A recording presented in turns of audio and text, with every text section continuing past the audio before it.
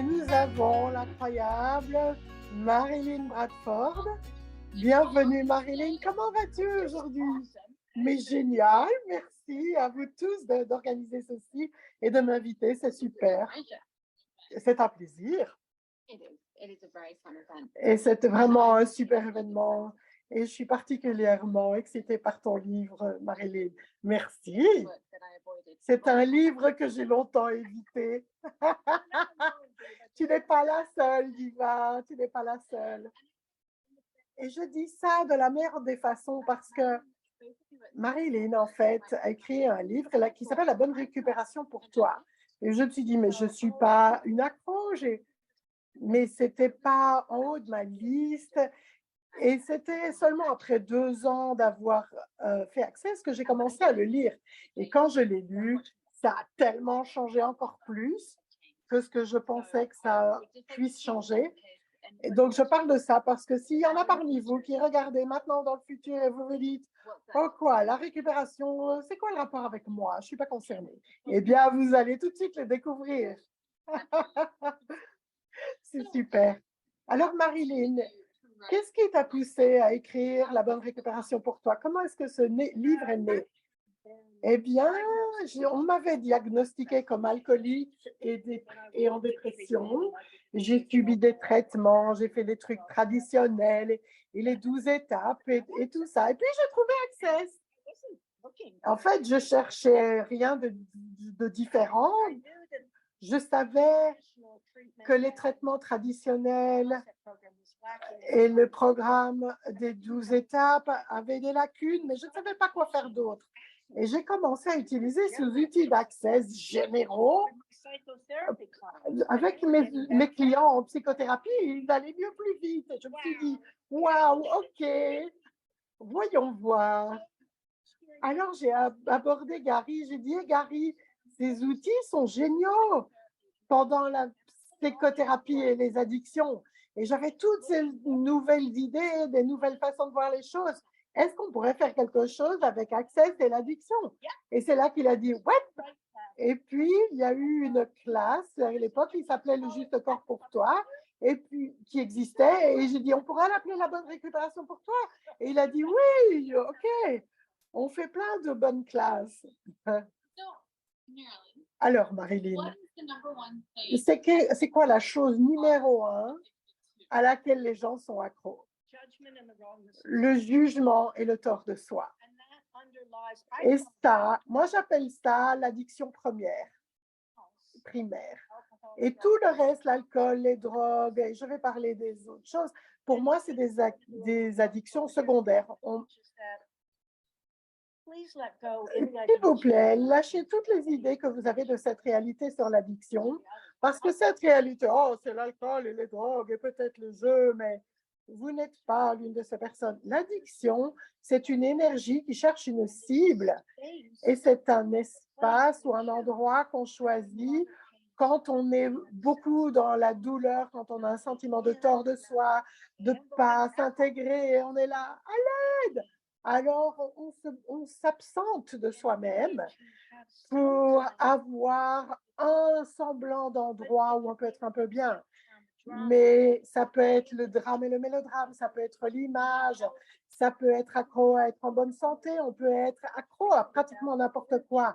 En fait, il s'agit de l'énergie où vous allez disparaître et vous sentir en sécurité. Donc, c'est quelque chose que j'aimerais que les gens sachent sur l'addiction. Ce n'est pas juste la drogue et l'alcool. Et c'est pas, oh, il faut que tu arrêtes ceci et faire ce programme le restant de tes jours et tu es impuissant. Non, non, non, non, absolument pas. Beaucoup de gens m'ont dit qu'ils avaient lâché, je ne vais pas dire ils ont été sobres et nettoyés. Non, parce qu'il ne s'agit pas de ça. Ils ont lâché ce besoin de disparaître d'eux-mêmes. Et sont beaucoup plus maintenant dans l'espace de l'empuissancement, de découvrir qui ils sont vraiment, ce qu'ils aimeraient choisir. Et ça, pour moi, Ça me rend tellement heureuse. En fait, c'est l'essence même de la bonne récupération. Je crois que tu as touché quelque chose de vraiment super aussi, que tu mentionnes dans le livre, c'est de regarder les mensonges par rapport à l'addiction. Un des mensonges, par exemple, n'arrive qu'à une frange de la population pauvre et sale, mais ce n'est pas vrai. Et donc, il s'agit de reconnaître ce qui est vrai, de voir où sont les mensonges et ne pas se coincer dans ces mensonges. Oui, absolument. Parce que l'une des difficultés par rapport à cette réalité, ou même quelqu'un, et c'est ce que prêche cette réalité, et dans les 12 étapes, maintenant vous êtes sobre, maintenant vous savez tout ceci. Oh.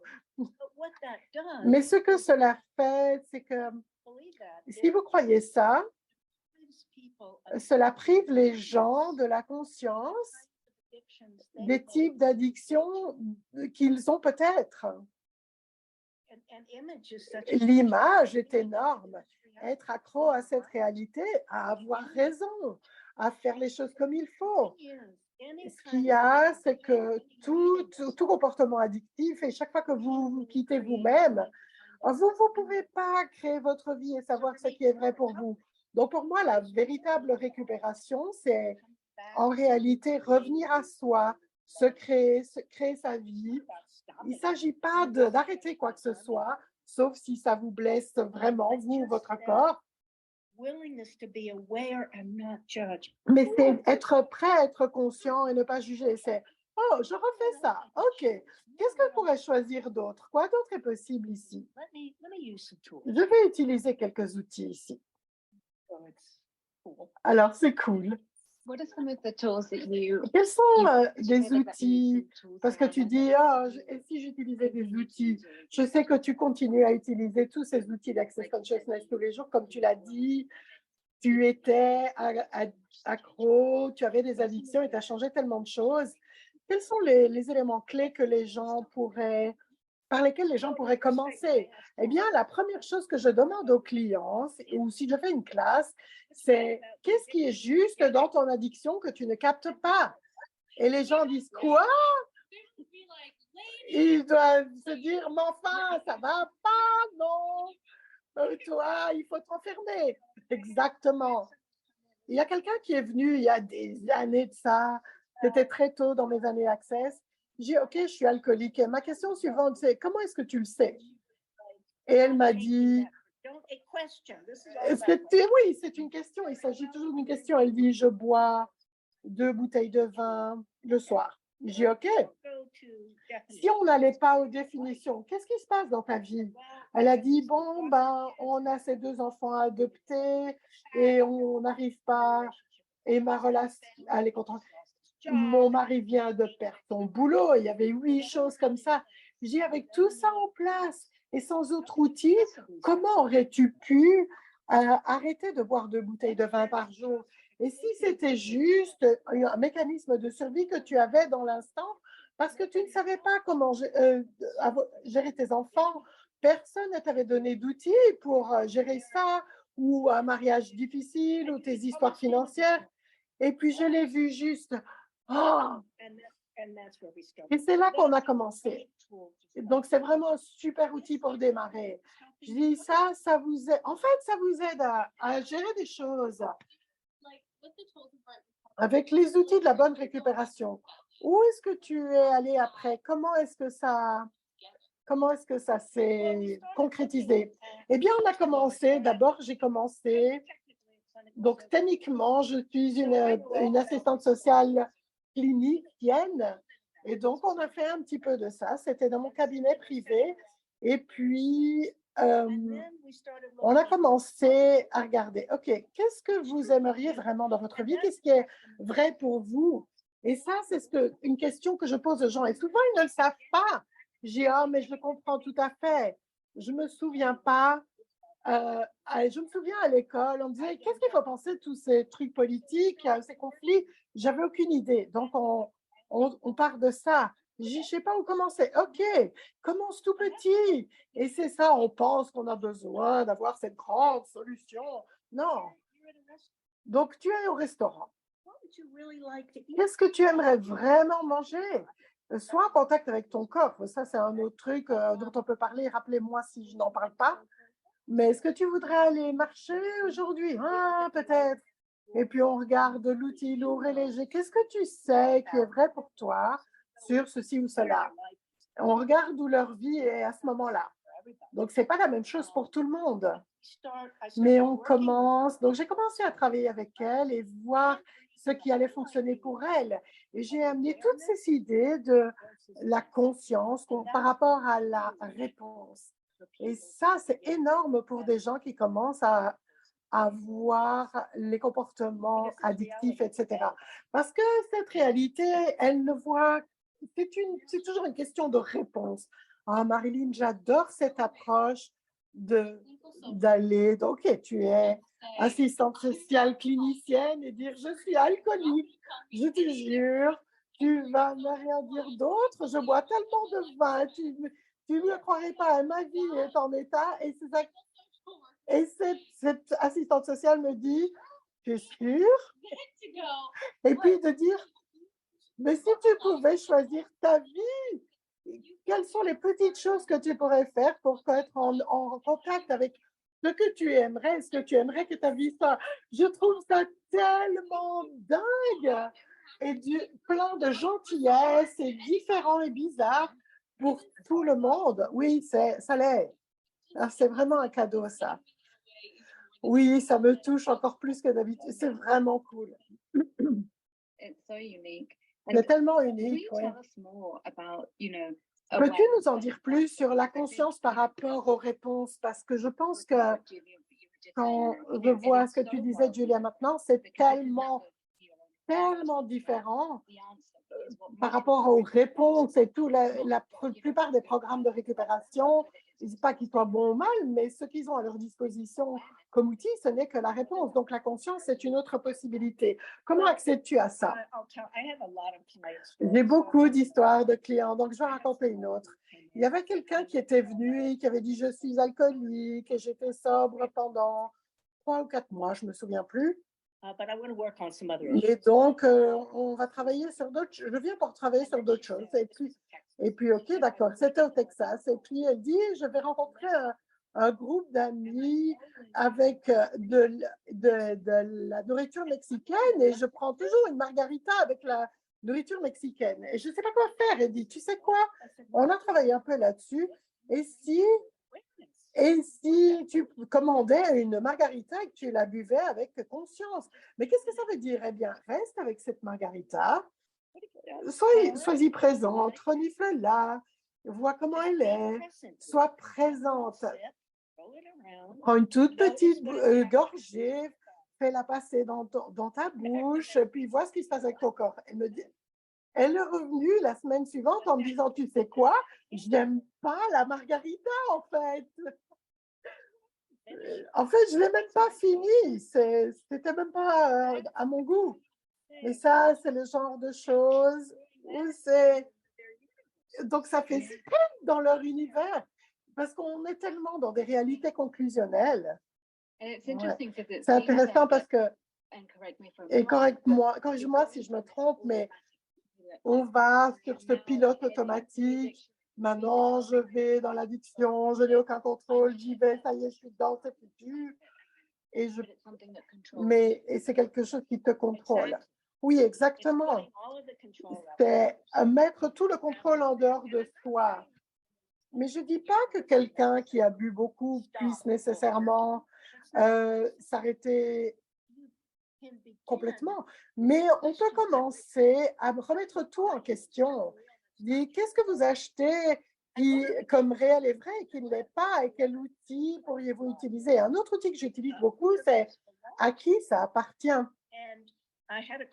Il y a eu un client une fois qui est venu, donc je suis alcoolique et blablabla, et ça faisait 6 semaines qu'on travaillait, il n'y avait rien qui changeait. Et je dis, ça ne se passe pas. Si vous venez chez moi, il y a des choses qui bougent. Et puis finalement, je lui ai dit, à qui est cet alcool en fait? Et puis elle me répond, ah, mais c'est à ma mère. et jamais plus elle n'a eu de problème d'alcool. C'est ce qu'elle m'a dit quelques mois plus tard.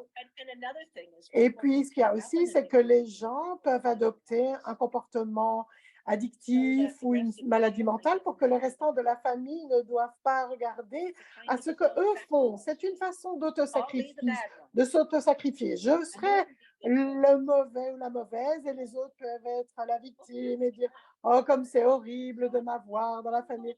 Donc, il y a beaucoup plus de choses qui se passent que ce que l'on pense à première vue. Je crois qu'on a ouvert un univers gigantesque ici. Wow, merci, merci. Et quelle façon intéressante. Et ce truc de récupération, de détoxification, c'est en fait la récupération de ton être. Qu'est-ce qui se passe en réalité et qu'est-ce que tu adores et que tu as mis de côté et que tu as rendu non vrai pour toi? C'est vraie question qui en puissance les gens. Oui. Il y a des gens qui disent, mais comment est-ce que tu arrives à cet endroit? Et beaucoup de gens, je veux dire, mais presque tout commence très tôt par un amoindrissement d'être, conscient ou inconscient de vos parents. Beaucoup de parents pensent faire la meilleure chose qui soit. Oui, voici, c'est comme ça qu'on vit. Voilà, c'est ce qu'on croit. Voilà, c'est ce qu'on fait en tant qu'homme, en tant que femme. On te dit exactement comment tu dois te comporter. Et toi, tu dis, mais salut, et nous, c'est là. Salut, être, qu'est-ce qui est vrai pour toi? C'est OK d'être l'être différent que tu es. Imaginez-vous. Donc, il y a un énorme sens du tort de soi qui se développe. Et même si ce n'est pas dit verbalement, il y a ce sentiment immense de ne pas savoir comment gérer les choses, de ne pas s'intégrer. Et c'est là qu'on choisit d'aller dans des addictions. Et mon premier comportement addictif, c'était le sucre. Il me fallait toujours plus de sucre en tant que gamine. C'est la seule chose qui me semblait nourricière pour moi et mon corps. Juste parce que ma famille était comme elle était. Ils étaient comme ça et puis c'est tout. Mon père était professeur. J'ai grandi dans une communauté très intellectuelle où, en gros, on n'existait pas en dessous du menton. Donc, le corps n'était pas inclus. Donc, les gens ne peuvent pas vraiment revendiquer leur être s'ils ne sont pas connectés à leur corps. Et c'est pour ça que j'adore les outils d'accès, les processus corporels, les barres, tout ça. Est-ce que tu peux en parler un peu plus de l'addiction au sucre? Je pense que c'est un thème intéressant. Comment est-ce que l'addiction au sucre fonctionne? En tant qu'humanoïde, on a, tu sais, ce désir. Le sucre fonctionne pour nous, mais où est-ce que ça devient une addiction? En fait, c'est quelque chose qui m'intéresse personnellement. Je n'ai pas entendu ce que Diva a dit. Ah oui, moi, c'est Diva.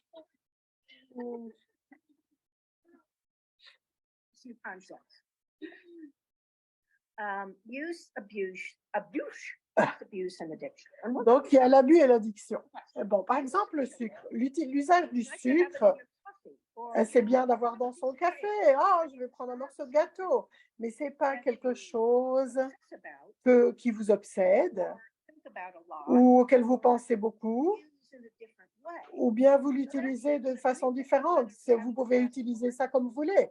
Vous pouvez faire ça avec un verre de vin ou aller courir au lieu d'être obsédé par ses muscles et sa santé, etc. Ça, donc, c'est simplement utiliser. C'est un comportement, c'est un produit, c'est quelque chose. L'abus, c'est quand vous êtes conscient que vous devriez vraiment régler quelque chose, mais vous ne voulez juste pas le faire là maintenant. Oh, j'ai eu une horrible journée au bureau, ma fille s'est fait renvoyer de l'école ou j'ai eu une dispute avec mon partenaire. Je crois que je vais aller manger plein de glace. mais vous êtes conscient de ce que vous faites. Donc, je vais utiliser ça maintenant pour me réconforter. OK, d'accord. Et puis, je vais me ramasser et puis je vais gérer les choses. Ça, c'est l'abus d'une substance. Mais ce n'est pas un tort. C'est juste quelque chose dont on doit avoir conscience. La substance, c'est pour ça que la substance existe. Non, pas existe, mais elle est là pour ça. Dans l'addiction, on a un sentiment, mais on n'a pas de choix. Votre patron vous gueule dessus, vous perdez 1000 $ dans un investissement, et alors vous devez manger le gâteau entier ou rafler tous les cupcakes de la pâtisserie. Donc ça, c'est ce qui se passe avec toutes les substances. J'ai fait une fois quelque chose sur l'addiction à l'image.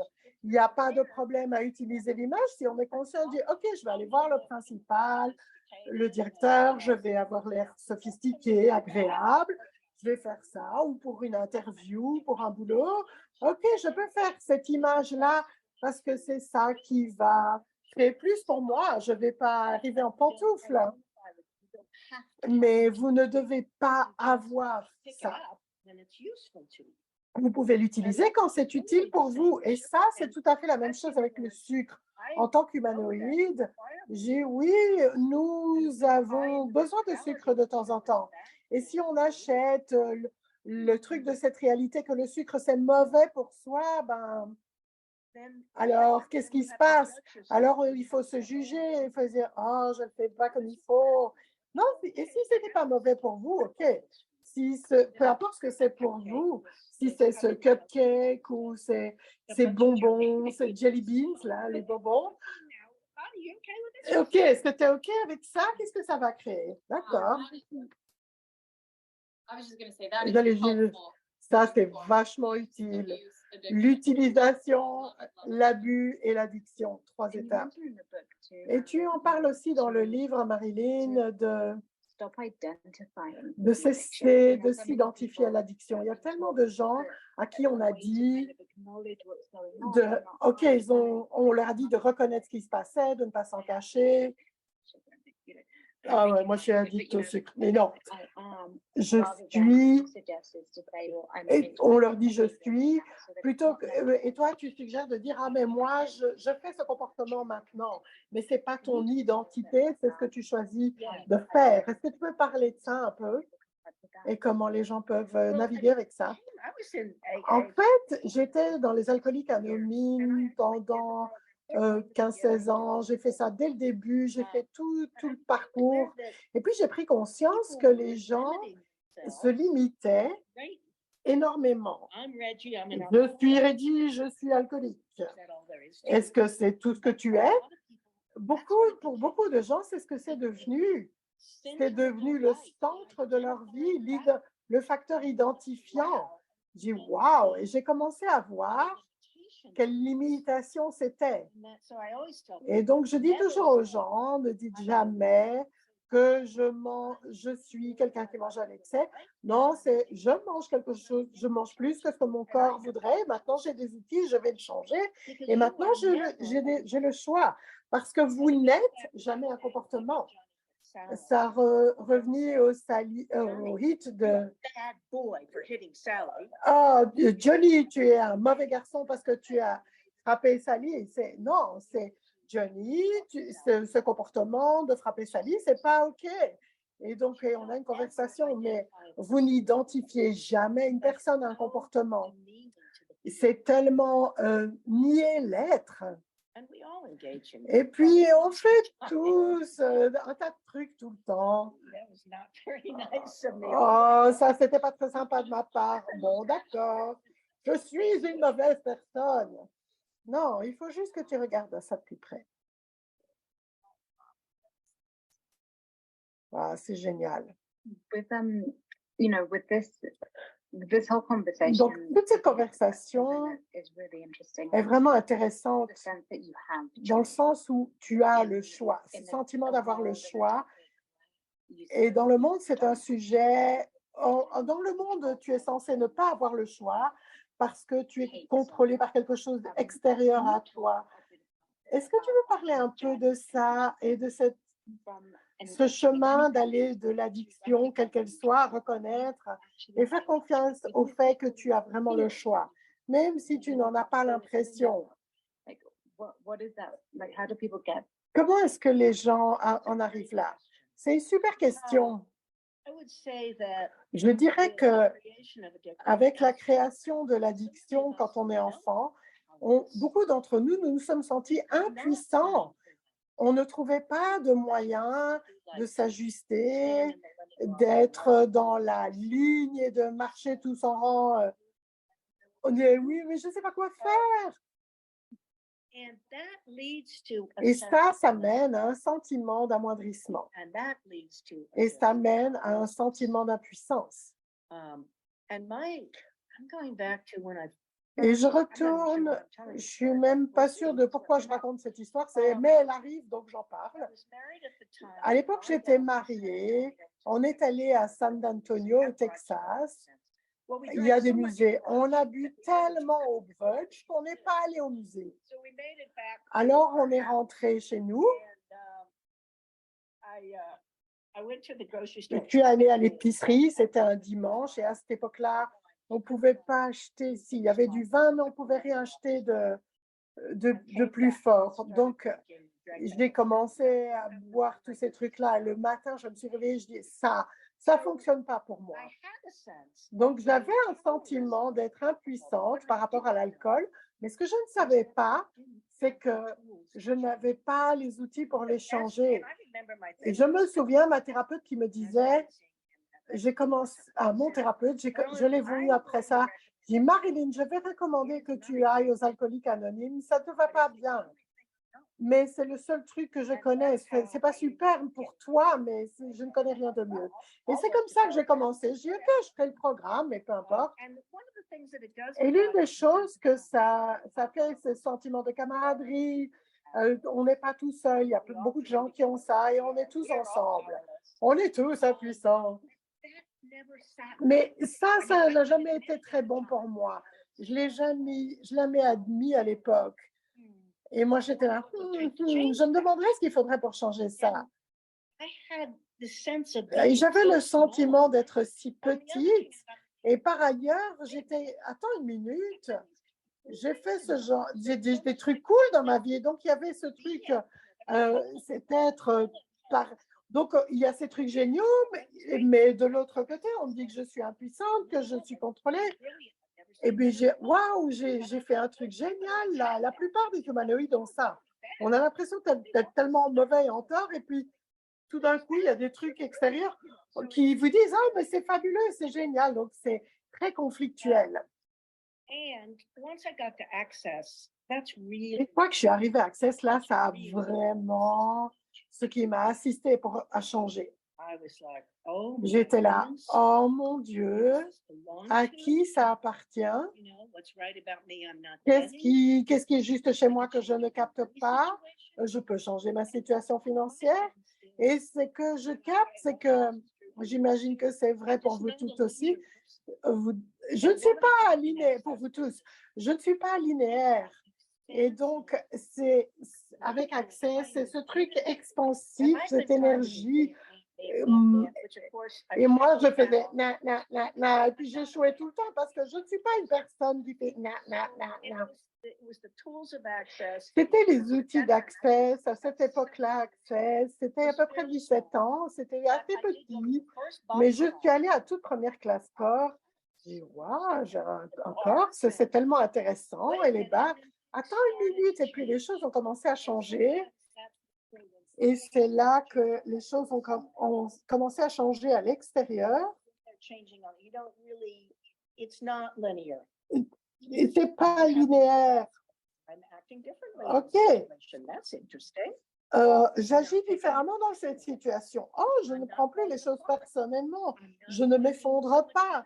Je ne résiste plus autant. Je ne réagis plus autant. Waouh, qui cru. Donc ça, c'était pas linéaire et ça a été créé pour moi à l'aide des outils d'Access. et choisir. Et c'est tout. Parce que c'est ça que allez, Gary dirait à l'époque.